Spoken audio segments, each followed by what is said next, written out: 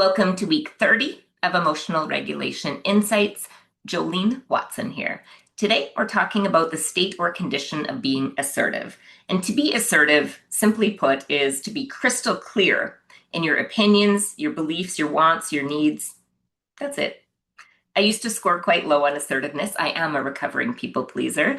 Over the last 13 years, I've been practicing on how can I set more clear boundaries? How can I be more assertive? And I'm going to share some of those tips today from an emotional lens. So dignity, obviously the most important emotion in setting boundaries.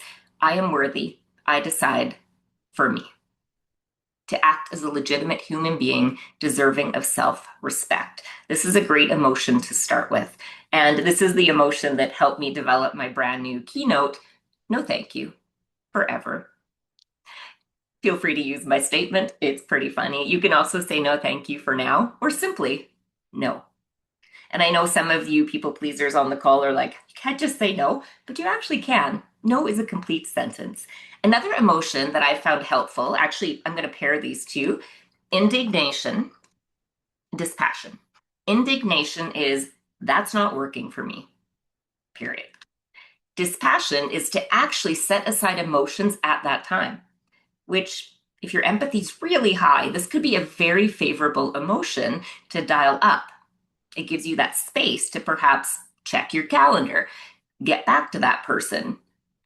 Space is really important before you react, right? You want to respond, not react.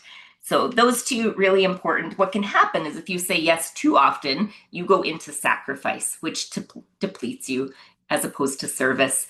And I think volunteering is really important, giving back to our community.